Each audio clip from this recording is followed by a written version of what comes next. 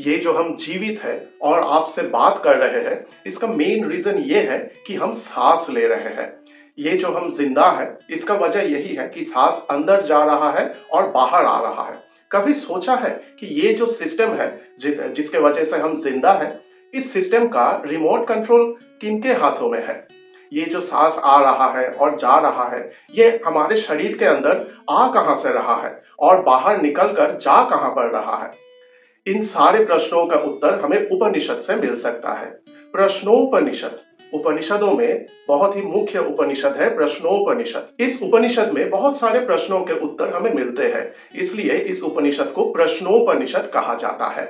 मैं सबसे पहले आपको एक इंट्रोडक्शन देना चाहूंगा कि प्रश्नोपनिषद में एक्चुअली हुआ क्या था। 6 शिष्य आते हैं महर्षि पिप्पलाद के पास। महर्षि पिप्पलाद अर्थात आपने ऋषि दधीचि के बारे में तो सुना ही होगा, जिनके अस्थियों से देवराज इंद्र का वज्र बना था।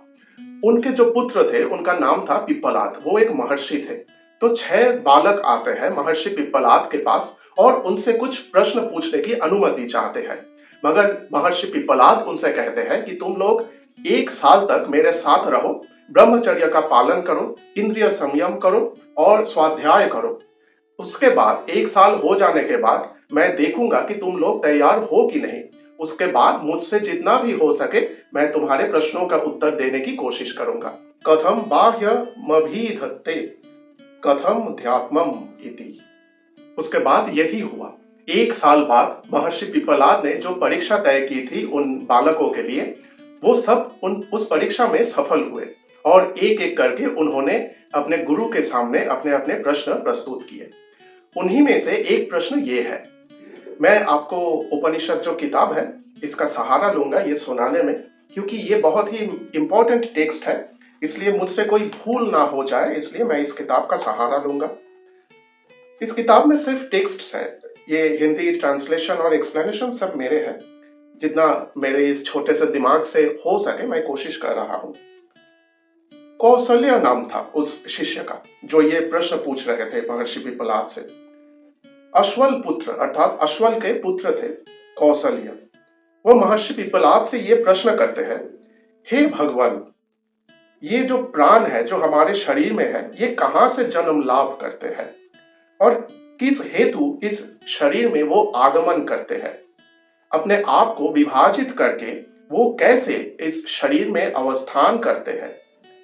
कैसे वो नीचे से ऊपर तक जाते हैं अर्थात उत्क्रमण करते हैं?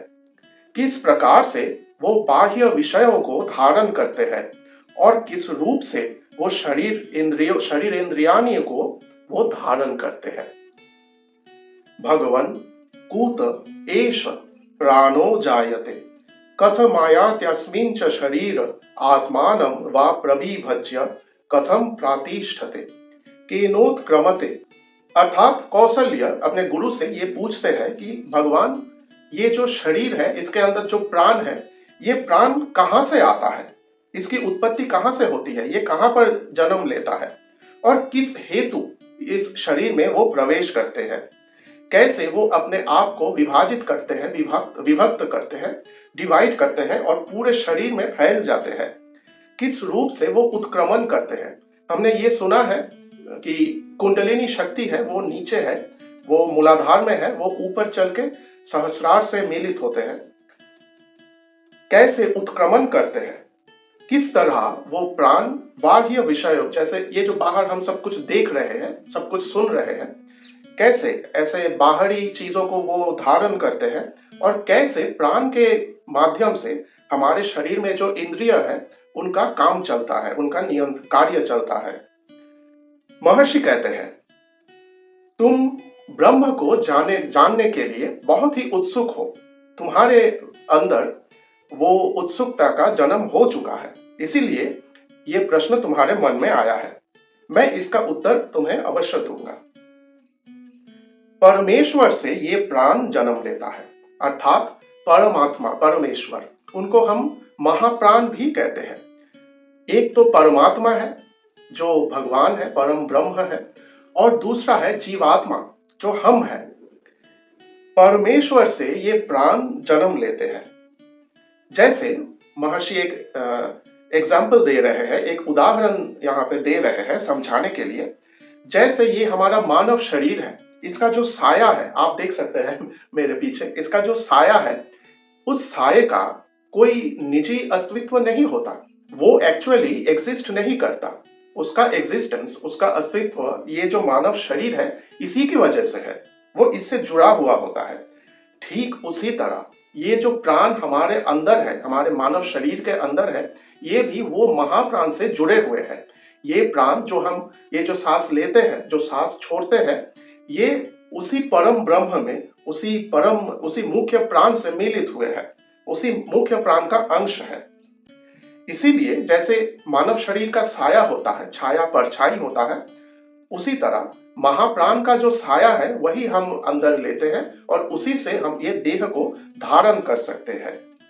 आत्मन एष प्राणो जायते यथैषा पुरुषे छाया एतस्मिन्नेतदाततं मनोकृते नयात्यस्मिन् च शरीरे।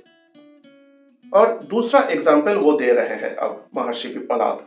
जैसे कोई सम्राट है, वो अपना जो राजत्व है, अपना जो किंगडम है, वहां पे एक एक नगरी का स्थापना करते, एक एक नगरी की वो स्थापना करते हैं, एक एक गांव वो स्थापना करते हैं, गांव तैयार करते हैं और लोगों को वहां पर बसने की वो आदेश देते हैं, वहां पे बस जाने के लिए वो कहते हैं। जैसे एक गांव, कहीं पर एक गांव की स्थापना हुई, एक नगरी की स्थापना हुई और किसी एक संप्रदाय को सम्राट या राजा ने वहां बसने के लिए कह दिया, वहां पर जाकर रहने के लिए उन्होंने आदेश दिया। ये जो महाप्राण है वो एक सम्राट है और वो जो प्राण हमारे अंदर है, हमारे शरीर के अंदर है, ये जैसे उस सम्राट के प्रजा है, राजा के प्रजा है। जब मानव शरीर की सृष्टि होती है उसके बाद वो महाप्राण उस शरीर में प्राण को भेज देते हैं, उस शरीर में प्राण को बस जाने की आदेश देते हैं। ऐसा ही वो समझाने की कोशिश कर रहे हैं महर्षि पिप्पलाद अपने शिष्य कौशल्य को। गुह्य और जननेंद्रिय में वो अपान वायु को नियुक्त करते हैं, अर्थात जो नीचे का हिस्सा है हमारे शरीर का, जो हमारा एनस है, जो हमारा जननेंद्रिय है, जो मलद्वार है और जो मूत्र द्वार है, और वहां पर मूलाधार चक्र है, स्वाधिष्ठान चक्र है, वहां पर वो अपान वायु को नियुक्त करते हैं। उसी प्राण को एक्चुअली महाप्राण क्या करते हैं, ये हमारे शरीर के अंदर जो प्राण है उसी प्राण को वो 5 भागों में विभाजित करते हैं, डिवाइड करते हैं, और एक भाग होता है अपान वायु, उसको गुह्य और जननेंद्रिय में वो नियुक्त करते हैं, मूलाधार में या मल द्वार में, और स्वाधिष्ठान या मूत्र द्वार में वो स्थापन करते हैं। मुख और नासिका मार्ग में वो प्राण वायु को स्थापन करते हैं, मुख और नासिका। और वो प्राण वायु अर्थात ये जो हम इनहेल कर रहे हैं, ये हमारे आंख और कान में अवस्थान करते हैं, हमारे आंख और कान में वो अपना घर बना लेते हैं। प्राण वायु और अपान वायु के बीच में मध्य में जो वायु होता है उसका नाम है समान वायु। उसका नाम समान इसलिए है कि हमारे पेट में जो अग्नि होता है, जो हमें भूख लगता है, जठर अग्नि होता है,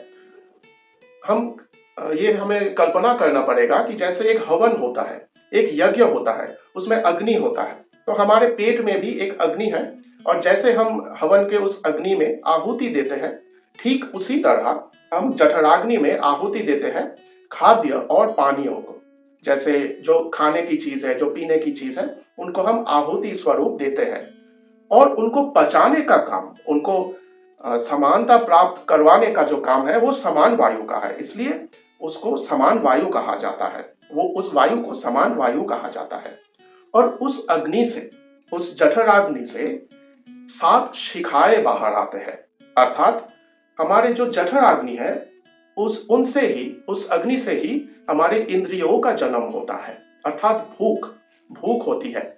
हमारे इंद्रियों से हम जो कुछ भी देखते हैं, अर्थात आंख को देखने की भूख होती है, कान को सुनने की भूख होती है। ऐसे कहा जा रहा है, महर्षि समझाने के लिए कह रहे हैं। पायुपस्थे पानम चक्षुश्रोत्रे मुखनासिकाभ्याम प्राण स्वयं प्रातिष्ठते मध्ये तु समान एष हेतद्धूतमन्नम समम नयति तस्मादिता सप्तार्चिषो भवन्ति। हृदय आकाश में ही उस लिंगात्मा का वास है, अर्थात परमात्मा हमारे शरीर के अंदर ही है। अब शरीर में कहाँ? शरीर में जो हृदय है, उस हृदय में वो वास करते हैं। हमारे हृदय में उनकी वास है, उनका घर है। उस हृदय में 101 मुख्य शिराएं हैं, नाड़ियां हैं। अब वो जो 101 नाड़ियां हैं, उनके उनमें से हर एक के 100 शाखाएं हैं, अर्थात हृदय से निकलते हैं 100 मुख्य नाड़ियां। अब उनमें से हर एक के 100 शाखाएं हैं। हृदय से 101 नाड़ियां निकलते हैं। अब जो शाखाएं हैं, जो शाखा नाड़ियां हैं, उनसे भी बहुत सारे शाखाएं निकलते हैं और कुल मिलाकर 72,000 प्रशाखा वहां से निकलते हैं।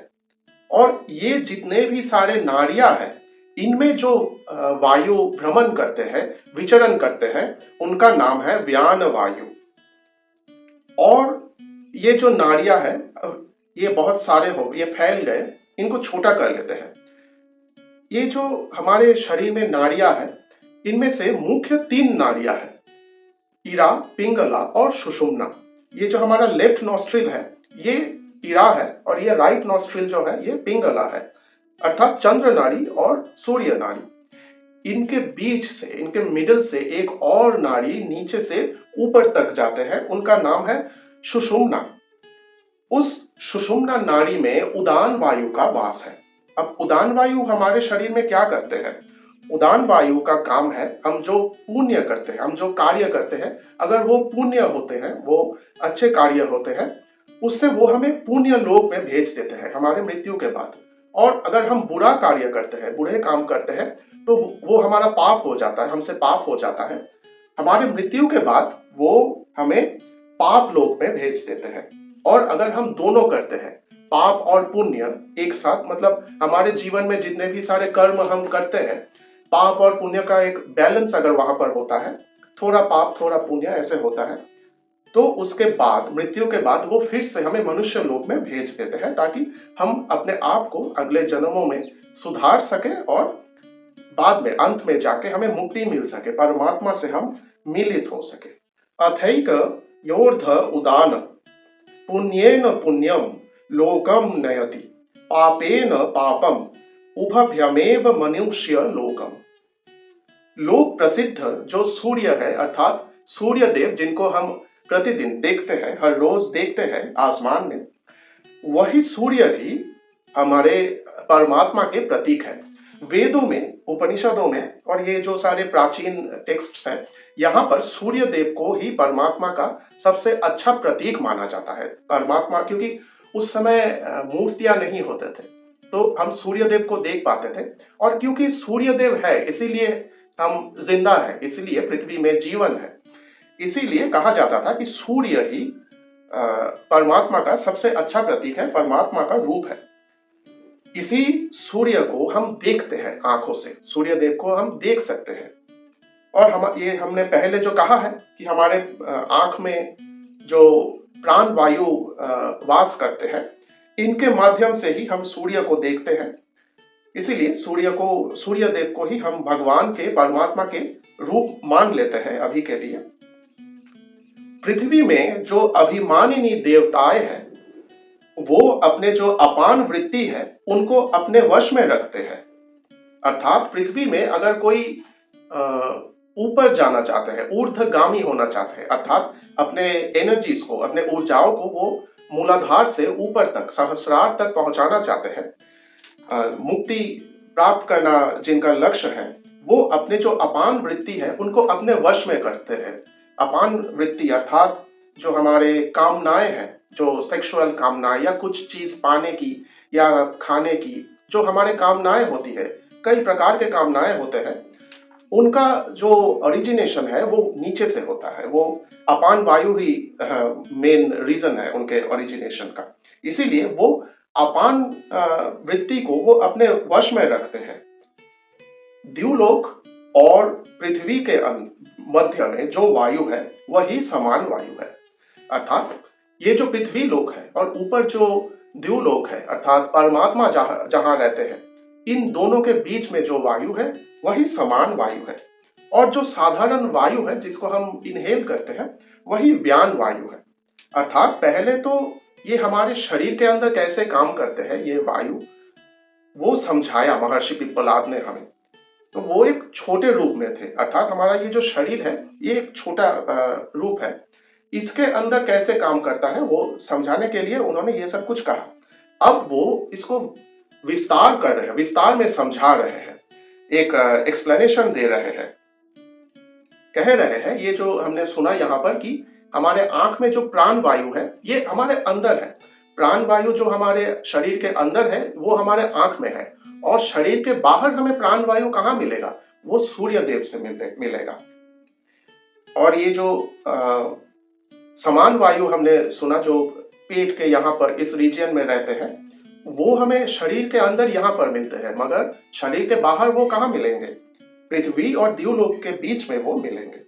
और व्यान वायु जो हमारे शरीर के अंदर जो नाड़ियां है वहां पर उसमें भ्रमण करते हैं, वो हमें बाहर शरीर के बाहर ऐसे ही मिल जाएंगे, क्योंकि उसी वायु को हम इनहेल करते हैं। लोक प्रसिद्ध सामान्यकार जो तेज है उसी को उदान कहते हैं। अर्थात हमारे शरीर में जो तेज है, हमारे शरीर के जो ऊर्जाएं है, एक एनर्जी है, क्योंकि हमारे शरीर में तापमान है इसीलिए हम जिंदा है, हमारे शरीर में एनर्जी है।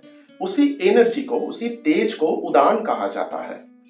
और वो तेज जिसका स्वाभाविक रूप से शांत हो गया हो उसकी मृत्यु होती है। हमने देखा है कि हम जिंदा है इसलिए हमारे शरीर में उष्णता है, हमारे शरीर में हमारा जो शरीर है वो उष्ण है, वो गर्म है। मगर जिसकी मृत्यु हो जाती है, जिस व्यक्ति की मृत्यु हो जाती है, जो देह त्याग करके चले जाते हैं, उनका जो शरीर है वो ठंडा पड़ जाता है, अर्थात वो जो तेज है वो शांत हो जाता है। और देह त्याग करने के बाद वो अपने मन में, वो जो हमारे मन में जो इंद्रिय है उसके साथ शरीर अंतर हो जाते हैं, अर्थात इस शरीर को छोड़कर जो जीवात्मा है वो अन्य शरीर में प्रवेश कर जाते हैं।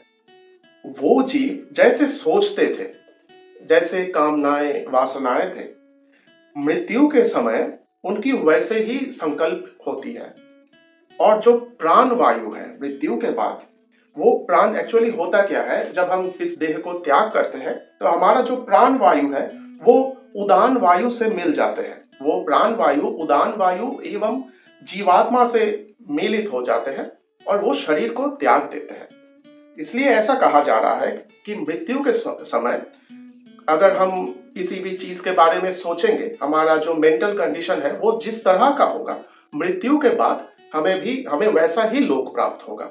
इसीलिए अगर आपको ये ज्ञात है, भगवान श्री कृष्ण ने भगवत गीता में ऐसा कहा था कि मृत्यु के समय अगर तुम मेरे ध्यान करोगे, मेरे बारे में सोचोगे, तो जब तुम्हारा ये जो देह है इसको तुम त्याग कर दोगे तो उसके बाद तुम मुझसे मिलित हो जाओगे। और अगर तुम संपत्ति के बारे में सोचोगे, किसी और नीच चीजों के बारे में, कार्यों के बारे में सोचोगे, तो मृत्यु के बाद तुम्हें वैसा ही लोक प्राप्त होगा। यही कहा जा रहा है। इसलिए हमें क्या करना चाहिए, हमें हमेशा, अचानक से हमने पूरा जीवन गलत सोचा और एकदम मृत्यु के समय हम अच्छा सोचने लगे, ऐसा नहीं होता। इसलिए हमें ये एक प्रैक्टिस है, पूरा जो जिंदगी है ये हमें अच्छे कार्य में व्यतीत करना चाहिए। हमें अच्छा काम करना है, ईश्वर का नाम लेना है, ईश्वर का ध्यान करना है, तब जाके हम वो जो फाइनल मोमेंट आता है हमारा, तब जाके हम उस समय अच्छा सोच पाएंगे, ईश्वर के बारे में सोच पाएंगे। जो कोई भी विद्वान प्राण को ऐसे उपासना करते हैं वो कभी भी पुत्र पौत्रादि से अलग नहीं होते। अर्थात इसका मीनिंग ये है कि प्राण को, ये जो हमने अभी तक जाना, अभी तक सीखा, प्राण को हम अगर ऐसे देखते हैं, अगर हम ऐसे सोचते हैं, ऐसे समझ पाते हैं और प्राण की उपासना करते हैं, तो हमारी लंबी आयु हो जाती है।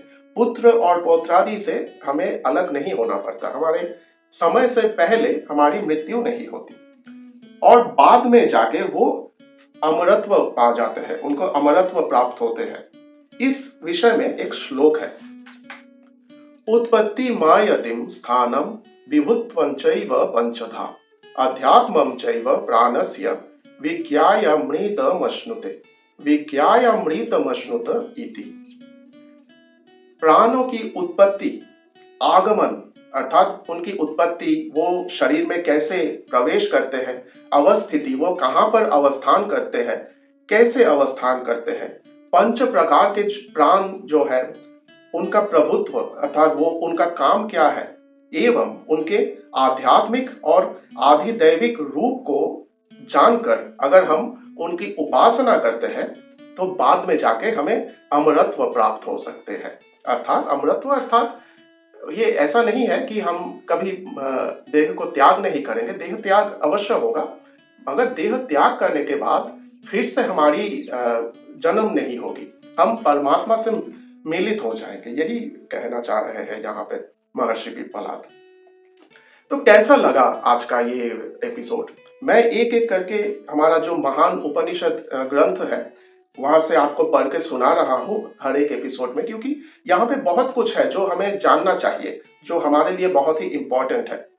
अगर आपको अच्छा लगता है तो आप मुझसे वो कह सकते हैं कमेंट्स में, और मोस्ट इम्पॉर्टेंटली अगर आपको कुछ भी बुरा लगता है, अगर मुझसे कोई भूल हो जाती है वो आप पकड़ लेते हैं, तो वो भी कमेंट में जरूर लिख दीजिए ताकि मैं अपने आप को सुधार पाऊं।